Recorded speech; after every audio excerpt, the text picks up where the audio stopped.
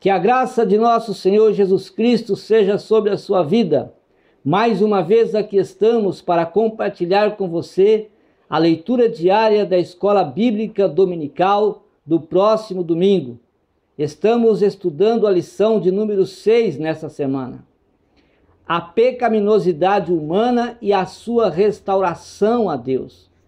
Quero pedir para você subscreva no meu canal. Também visite o nosso site www.moldado.com. No site você tem não só os vídeos, mas também o esboço de todas as mensagens que temos aqui ensinado. Que Deus possa graciosamente abençoar a sua vida e juntos cresçamos na graça e no conhecimento da palavra de Deus. A pecaminosidade humana e a restauração a Deus. Salmo 51 e o versículo 5 diz: Eis que em iniquidade fui formado, e em pecado me concebeu minha mãe. Todos os homens são pecadores. Romanos capítulo 5, versículo 12 diz: Portanto, assim como por um só homem entrou o pecado no mundo, e pelo pecado a morte, assim também a morte passou a todos os homens, porquanto todos pecaram. Os efeitos da queda são numerosos e alcança um grande número de pessoas, ou seja, alcança não só um grande número, mas alcança toda a humanidade. O pecado tem afetado todos os aspectos do nosso ser. Isso afetou a nossa vida na terra e também o nosso destino eterno. Um dos efeitos imediatos da queda foi a separação da humanidade a Deus. Ou seja, com o efeito da queda, o homem se separou de Deus por causa do pecado. No jardim do Éden, Adão e Eva tinham perfeita comunhão com Deus. Adão e Eva, eles se rebelaram contra Deus, eles pecaram contra Deus. E pecando contra Deus, eles então perderam a comunhão com Deus. Perdendo essa comunhão com Deus, eles então se esconderam de Deus. Quantos hoje, por causa do pecado, por causa da falta de comunhão com Deus, se escondem de Deus, não querem saber de Deus, não querem ter conhecimento de Deus, negam a Deus, negam o nome de nosso Senhor Jesus Cristo, porque quer satisfazer a sua carne, quer dar lugar ao pecado e não quer saber de viver uma vida com Deus. Somente através de Jesus, o homem pode ter a sua comunhão com Deus restaurada, porque é através de Jesus Cristo que nós nos tornamos justos, sem pecado aos olhos de Deus, assim como Adão e Eva eram antes de pecar. Na segunda carta de Paulo aos Coríntios, capítulo 5, versículo 21, ele disse: Aquele que não conheceu o pecado, Deus o fez pecado por nós, para que nele fôssemos feitos justiça de Deus.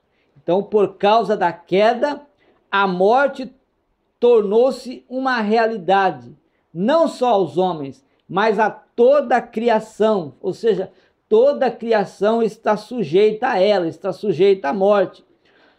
Todos os homens morrem, todos os animais morrem, toda a vida vegetal morre e toda a criação geme. Romanos capítulo 8, versículo 22. Esperando o momento em que Cristo virá para libertá-lo dos efeitos da morte. Por causa do pecado, a morte ela é uma realidade inescapável. Ninguém fica imune da morte.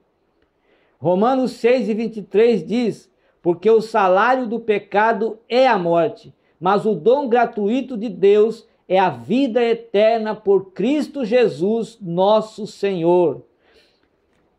Pior ainda, não só morremos, mas se nós morrermos sem Cristo, experimentaremos a morte eterna para sempre.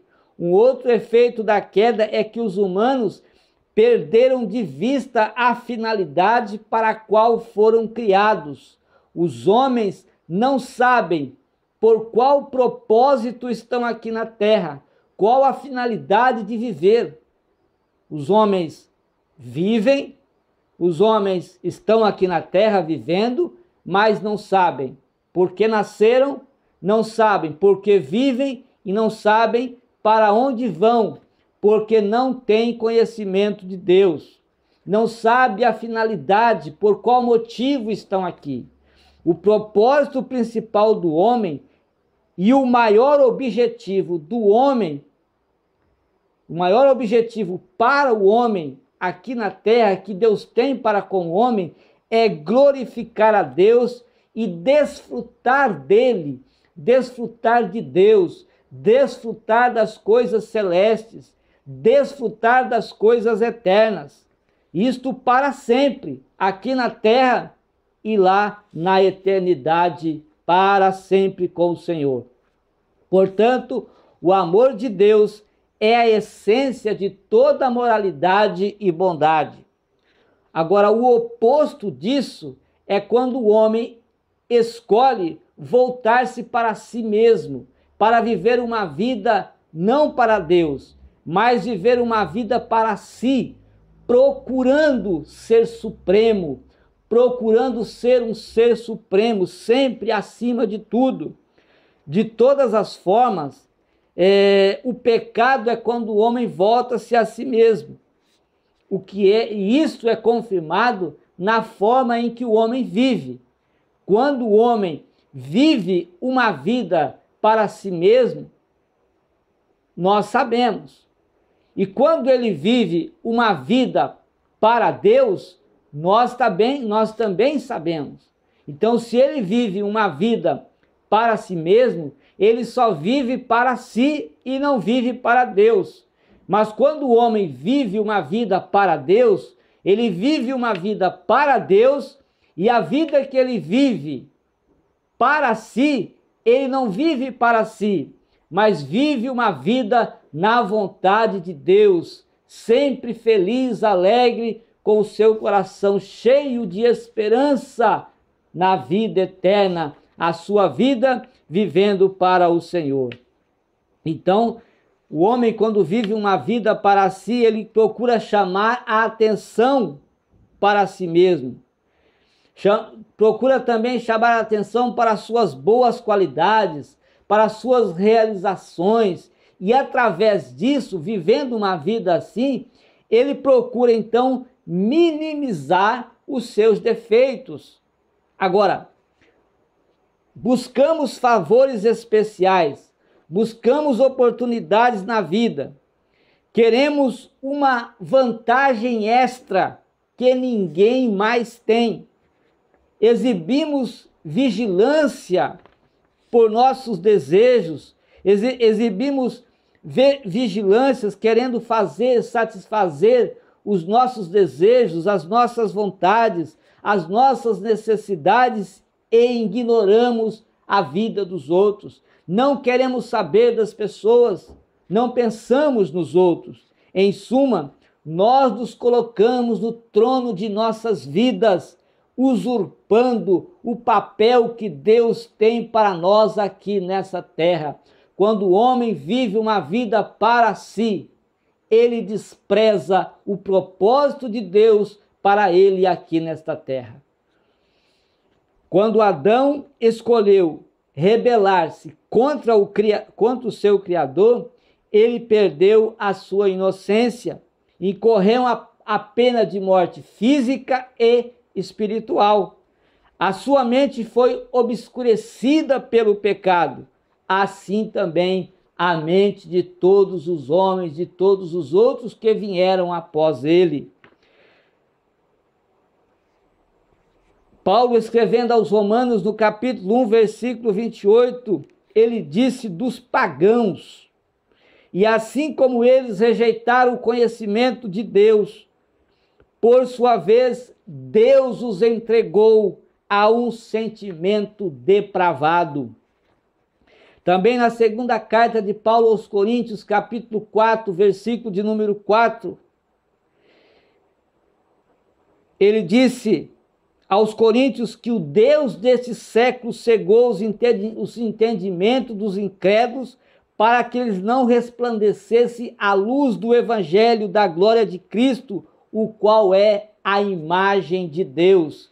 Jesus disse em João 12, capítulo 12, versículo 46, eu sou a luz, vim ao mundo para que todo aquele que crê em mim não permaneça nas trevas. Escrevendo aos Efésios, Paulo disse, pois outrora erais trevas, mas agora sois luz do Senhor, andai como filhos da luz. O propósito da salvação é salvar o pecador. Jesus disse para Paulo, para que os seus olhos fossem abertos a fim de que se convertesse das trevas para a luz, do poder de Satanás a Deus, para que recebam remissão dos pecados e herança entre aqueles que são glorificados pela fé nele, pela fé em Cristo. Atos 26, 18. Eclesiastes capítulo 7, versículo de número 20, a leitura de terça-feira diz, na verdade que não há homem justo sobre a face desta terra que faça o bem e nunca peque. O pecado está presente na vida de todos os homens. A queda produziu no homem um estado de depravação. Paulo falou daqueles cujas consciências estão cauterizadas, na sua primeira carta a Timóteo, capítulo 4, versículo 2, e ele escrevendo aos Romanos, capítulo 1, versículo 21, ele diz que aqueles cujas mentes estão também espiritualmente escurecidas como resultado de rejeitar a verdade, de rejeitar a Cristo, de rejeitar a Deus. Neste estado, longe da graça divina, o homem é absolutamente incapaz de fazer ou escolher aquilo que é aceitável a Deus. Porquanto a inclinação da carne, disse Paulo em Romanos 8:7, que a inclinação da carne é inimizade contra Deus, pois a carne não é sujeita à lei de Deus, nem em verdade o pode ser. Sem a regeneração sobrenatural do Espírito Santo, todos os homens permanecem em seu estado caído. Entretanto, na sua graça, na misericórdia, na bondade, na compaixão de Deus, Deus enviou o seu Filho para morrer na cruz, e ele tomou sobre si a penalidade do nosso pecado, reconciliando-nos com Deus e possibilitando a vida eterna com ele. O que foi perdido na queda, ou seja, o que o homem perdeu na queda, agora ele alcança, agora ele recupera através de Jesus Cristo morrendo na cruz por nós. O que nós perdemos, o que o homem perdeu no jardim do Éden, o que o homem perdeu através de Adão quando ele caiu em pecado, agora o homem recupera através de Jesus Cristo que morreu por nós, morreu pelos nossos pecados. Isaías capítulo 59, o versículo 2, é a leitura de quarta-feira, ele escreveu assim, mas as vossas iniquidades fazem separação entre vós e o vosso Deus, e os vossos pecados encobrem o seu rosto de vós, para que vos não ouça. O pecado, ele separa o homem de Deus. O pecado originou-se em Lúcifer. Ele é chamado também a estrela da manhã, a filha da alva, o mais bonito e poderoso de todos os anjos.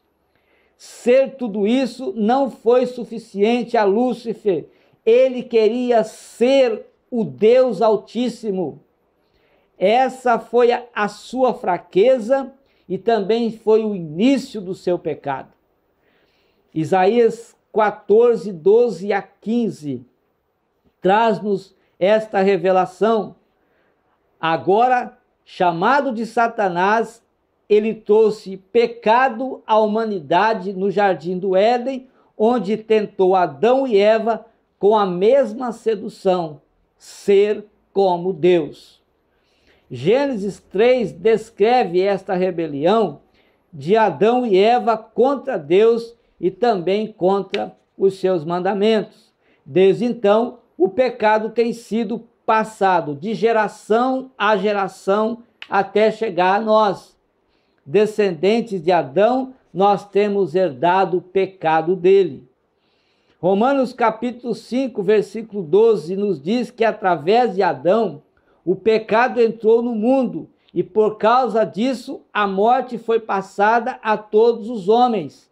Romanos 6, 23 diz, o salário do pecado é a morte. Essa é a condição que chamamos de pecado herdado. Assim como herdamos características físicas de nossos pais, nossos primeiros pais, no caso Adão e Eva, assim também, ou seja, assim como nós herdamos as características físicas de nossos pais, nós herdamos as características espirituais e a natureza pecaminosa de Adão. Adão e Eva foram feitos à imagem e à semelhança de Deus. Gênesis 1, 26, 27. Como resultado, todos os seres humanos também são a imagem e a semelhança de Deus, conforme Gênesis 9, 6. No entanto, também somos a semelhança, a imagem e a semelhança de Adão, conforme Gênesis 5, 3. Quando Adão caiu em pecado, isso resultou em seus descendentes, que também foram contagiados pelo pecado de Adão. Davi lamentou esse fato em um de seus salmos, no Salmo 51, versículo 5. Eis que em iniquidade fui formado, e em pecado me concebeu a minha mãe. Isso não significa que a sua mãe teve um filho ilegítimo. Não. Na verdade, sua mãe, ela tinha herdado uma natureza pecaminosa de seus pais. E eles também de seus pais. E assim adiante. Davi herdou o pecado de seus pais, assim como nós também. Mesmo se vivemos a vida mais perfeita possível, ainda somos pecadores como resultado do pecado herdado. Termos nascido pecadores resulta no fato de que todos nós pecamos. Então, se nascemos pecadores, então todos nós pecamos. Note a progressão de Romanos capítulo 5, versículo 12, como esta progressão ela é interessante. O pecado entrou no mundo através de Adão. A morte segue o pecado. A morte vem a todas as pessoas. Todas as pessoas pecam porque herdaram o pecado de Adão. É o que diz Romanos 3, 23. Porque todos pecaram e destituídos estão da glória de Deus. Precisamos de um sacrifício perfeito e sem pecado para purificar o nosso pecado. Isso é algo que somos incapazes de fazer sozinhos. Agora, nós devemos agradecer a Deus que Jesus Cristo, ele é o Salvador dos pecadores. Ele tira o pecado, ele limpa o pecado porque ele é sem pecado. Nosso pecado foi crucificado na cruz de Jesus e agora, em Cristo, nós temos a redenção pelo seu sangue, a remissão das ofensas, segundo as riquezas da sua graça, conforme Efésios capítulo 1, versículo 7. Deus, em sua sabedoria infinita, providenciou o remédio para o pecado que nós herdamos. E esse remédio está disponível a todos. Se confessarmos os nossos pecados, Ele é fiel e justo para nos perdoar os pecados e nos purificar de toda injustiça. 1 de João, capítulo 1, versículo 9. Romanos capítulo 3, versículos de 10 a 12, nos diz assim: como está escrito, não há um justo, nenhum sequer, não há na terra nenhum justo sequer. Jesus também disse em João 14, 6, eu sou o caminho, eu sou a verdade e a vida, e ninguém vem ao Pai se não for por mim. O único caminho que leva o ser humano a uma vida justa nessa terra e também o livra da condenação eterna, o único caminho é Jesus. É quando o homem recebe a Jesus como o único Senhor da sua vida. O ser humano se deixa enganar no momento que acredita que nessa vida existem vários caminhos. Quando isso que dizem não é a verdade. E todos acreditam. Agora, o ser humano se deixa enganar com isso. E que todos levam também, de alguma maneira, para Deus. Dizem que o caminho para a salvação são vários caminhos. O caminho para chegar a Deus também são vários caminhos. Agora, quem diz isso é o relativismo. O relativismo não deve ser a base da vida do ser humano. É necessário e de extrema importância que o ser humano perceba e aceite de todo o coração que existe um único Deus, que existe um único mediador entre Deus e os homens, e este único mediador é Jesus Cristo. É Ele que media, é Ele que intercede, é Ele que diante de Deus, Ele intercede por todos aqueles que pedem a Ele perdão dos seus pecados. Para se ter uma vida justa nessa terra, deve-se aceitar Jesus como único Senhor e Salvador da sua vida. Porque isso, não existe nesse mundo nenhum ser humano justo. De acordo com Romanos capítulo 3, versículos 10 a 12, não existe. Não há um justo, nenhum sequer. Não há ninguém que entenda, não há ninguém que busque a Deus. Todos se extraviaram e juntamente se fizeram inúteis. Não há quem faça o bem, não há nenhum só. E por que não há justo sequer nessa terra?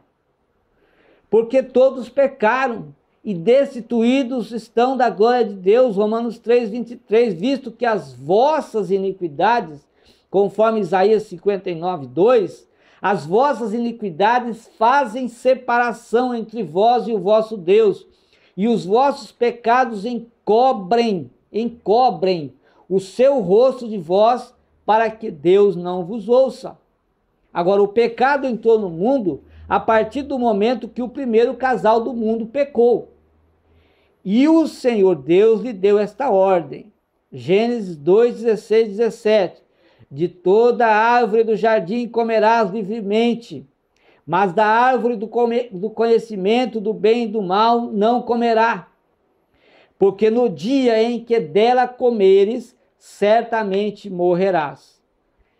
É de conhecimento de muitos que Adão e Eva não obedeceram à ordem de Deus e comeram da árvore do conhecimento do bem e do mal, que Deus disse para que eles não comessem.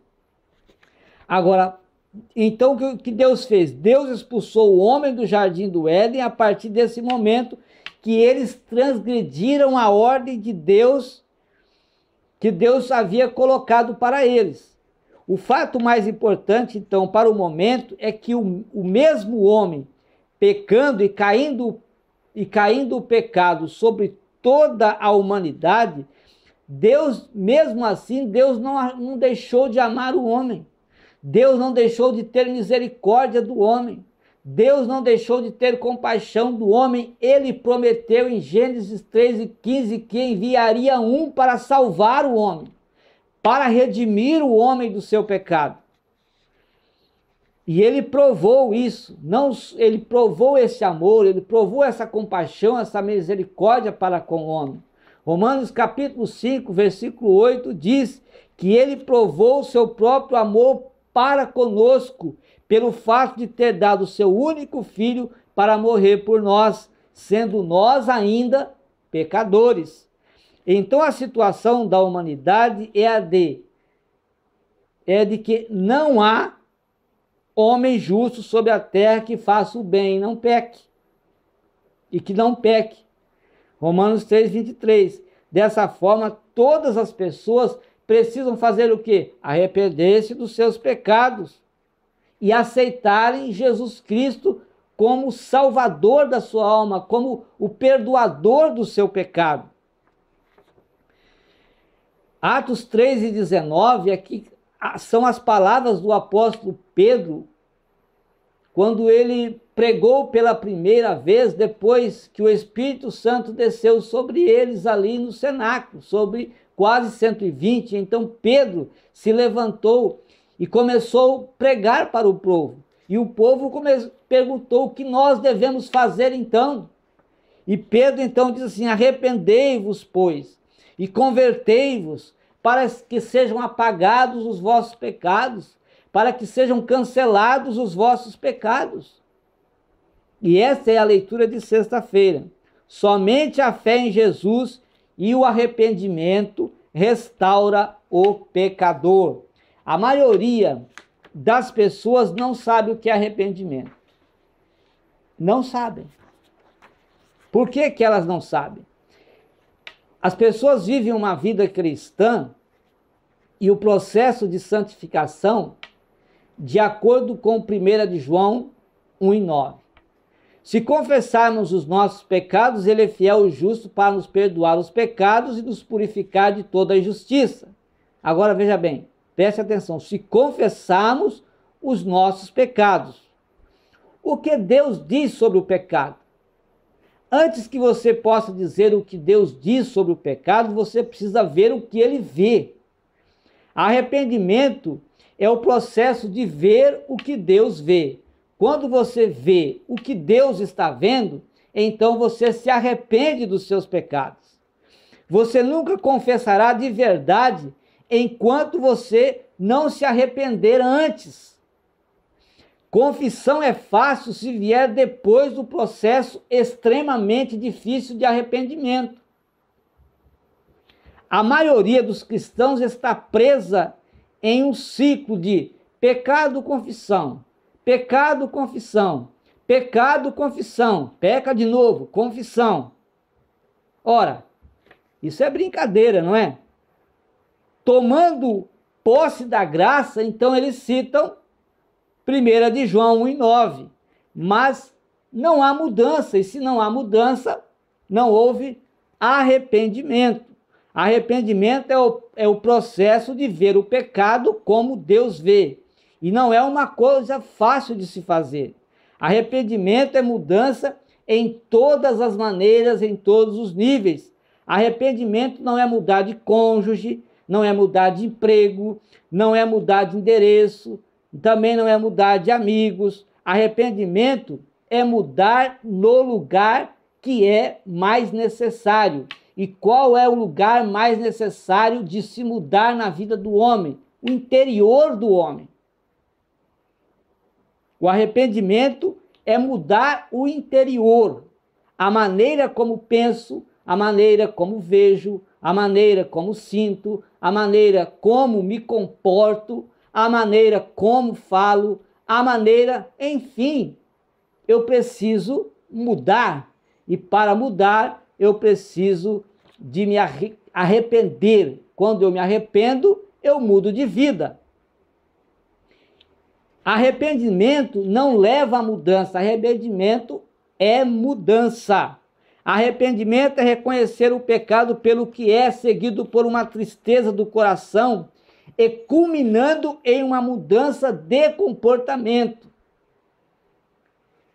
Escrevendo a sua segunda carta aos Coríntios, capítulo 7, versículo 10, Paulo escreveu dizendo: a tristeza, segundo Deus, opera arrependimento para a salvação, mas a tristeza do mundo opera a morte.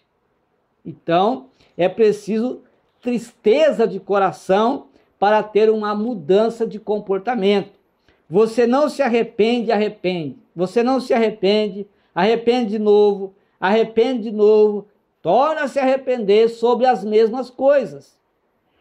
Não é que não possamos ter recaídas. O homem tem recaídas porque ele vive a carne, ele vive uma vida sempre lutando contra o pecado e sempre tem as suas recaídas. Mas é diferente a pessoa brincar, arrepender, peço perdão, confissão, arrepender de novo, arrependo de novo, as mesmas coisas, pela mesma coisa que faço. Então, não é que não possamos ter recaída, mas arrependimento é sempre mudança. Não penso mais sobre o pecado, quando eu não penso mais sobre o pecado da mesma forma. Arrependimento é quando eu mudo a minha mente, quando eu mudo minhas emoções, quando eu mudo a minha vontade, enfim, é a totalidade de quem eu sou. Eu mudei. Em toda maneira do meu viver, eu agora procuro viver uma vida santa, uma vida que agrada a Deus, uma vida que louva a Deus, uma vida que adora a Deus. Arrependimento é mudança de vida. Vamos pensar um pouco sobre a história do filho pródigo. Ele roubou a herança e acabou indo morar com os porcos. De repente, a Bíblia vai dizer que ele caiu em si. Ele teve uma mudança da mente. A Bíblia diz que arrependimento é um ato realizado em Deus. Você não consegue fazer isso por si mesmo. É um ato que se realiza através de... Você se arrepende quando você ouve a palavra de Deus, quando você crê na palavra que aquilo é verdade, quando você reconhece o seu pecado, você então se arrepende do que fez e volta-se, torna a viver uma vida nova, volta tudo atrás e agora começa um novo caminho. Em Atos 5:31, diz assim: Deus, porém, com a sua destra, o exaltou a príncipe salvador, a fim de conceder a Israel o arrependimento e a remissão dos pecados. Deus oferece isso para nós. Deus oferece Jesus para que nós possamos, através dele, ter os nossos pecados perdoados. O arrependimento é mente, é emoção e também é vontade.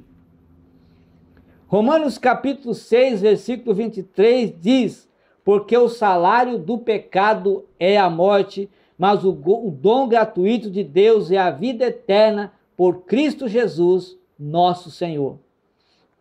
A salvação, ela é um dom de Deus. E essa dádiva de Deus, ela é alcançada através da graça de Deus para nós. Graça é favor imerecível. Nós não merecíamos, mas agora o Senhor Deus, ele nos concede essa dádiva, tem compaixão de nós e nos oferece, dá o seu Filho Jesus Cristo, porque ele deu Jesus por nós, para que nós agora, o homem precisa crer em Jesus Cristo, receber Jesus Cristo como Salvador da sua alma, para que ele seja livre da condenação eterna. Então não é pelo que fazemos ou deixamos de fazer, mas por meio da fé no que Cristo fez por nós, no grande plano divino da redenção, é que nós alcançamos essa graça. Então nós não devemos associar a salvação a boas obras. A Bíblia ensina que as boas obras, a boa conduta, elas são importantes naturalmente. Mas todas as nossas boas obras, boa conduta, são como trapo de imundícia. diante da graça de Deus é como trapos de imundícia. Foi o que disse Isaías no capítulo 64, versículo 6 do seu livro.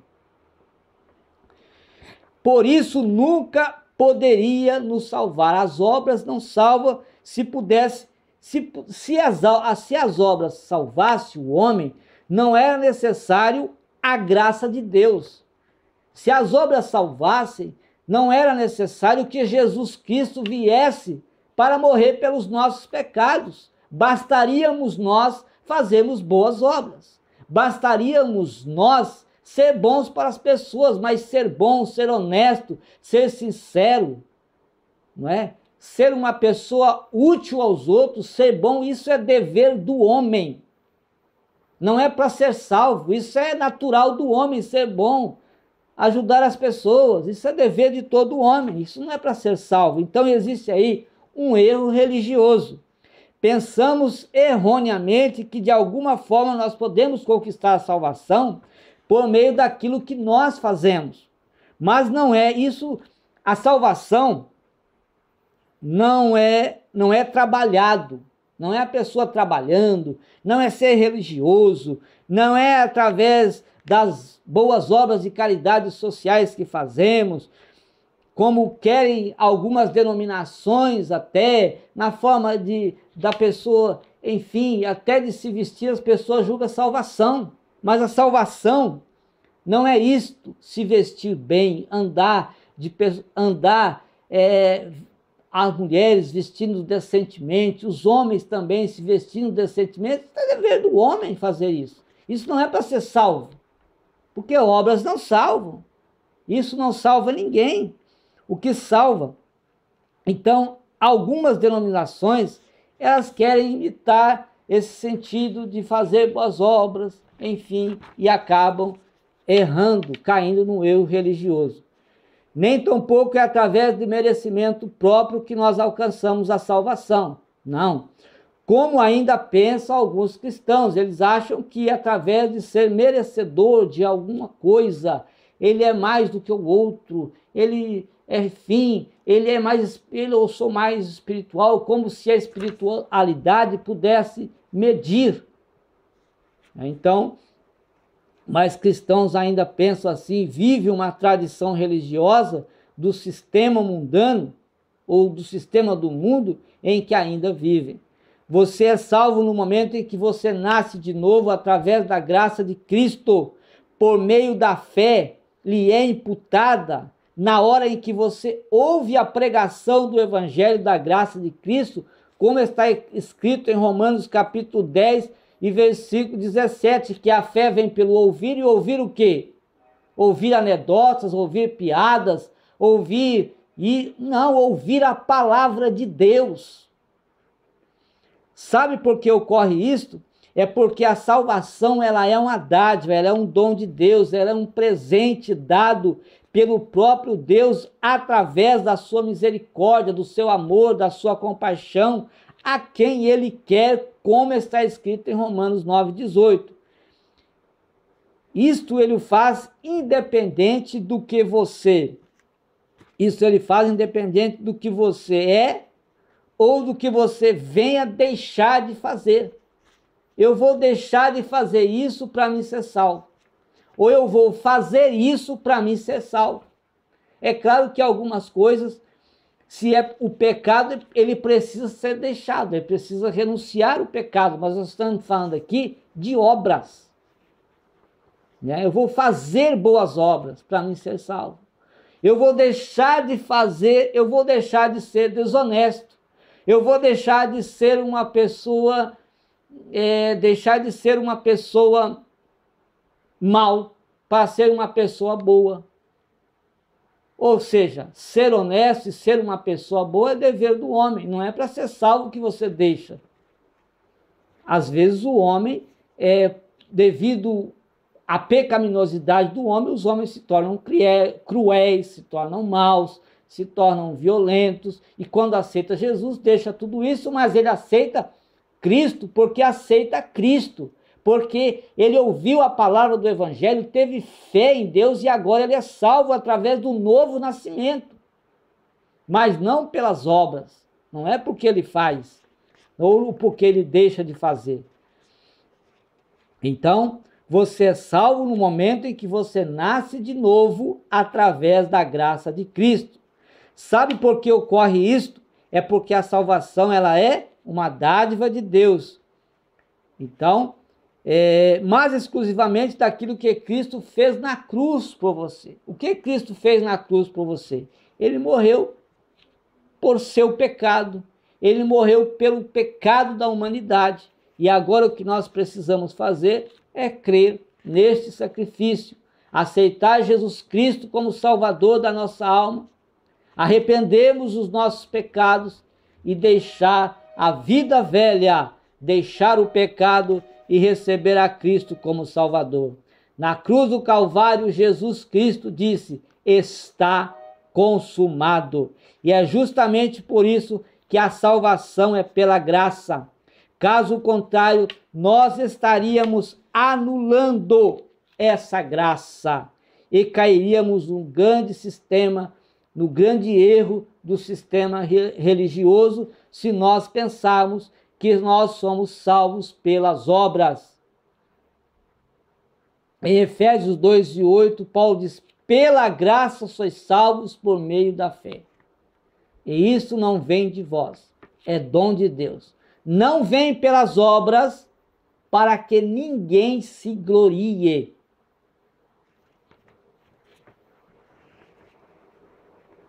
O apóstolo Paulo ainda nos adverte em Romanos 11:6, quando ele diz assim: mas se é pela graça, já não é pelas obras.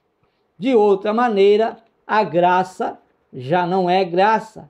E continua esse estudo em Gálatas 2:21, quando ele diz assim: não faço nula a graça de Deus, porque se a justiça vem mediante a lei, logo Cristo morreu em vão. Cristo morreu na cruz para nos dar a salvação. E agora nós precisamos deixar o pecado, renunciar à vida mundana de pecado, renunciar uma vida pecaminosa, e a nossa vida espiritual, a nossa comunhão com Deus, ela vai ser restaurada quando nós recebemos a Cristo Jesus, não só como Salvador da nossa alma, mas também como Senhor da nossa vida, e nós aceitamos Jesus, recebemos Cristo, arrependendo dos nossos pecados. Quantos crentes na igreja ainda não se arrependeram dos seus pecados? Quantos estão na igreja, mas não se arrependeram, não mudaram de vida? A vida continua a mesma. Ele veio, ele está naquela uma de vem como estás e fica como estás, mas não é assim.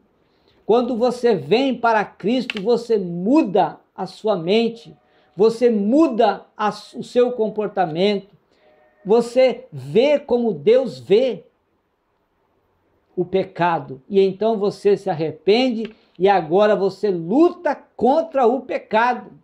Você luta para ter uma vida santa. Você muda para ter uma vida de santificação. Conforme Pedro disse: assim como Deus é santo, vocês também sejam santos em toda a vossa maneira de viver. E assim nós vamos alcançar a vida eterna, porque nós nascemos de novo em Cristo Jesus, o nosso Senhor. Que Deus abençoe a sua vida, que Deus abençoe a sua família, que a paz de nosso Senhor Jesus Cristo possa reinar continuamente na sua vida, em nome do Senhor Jesus. Amém.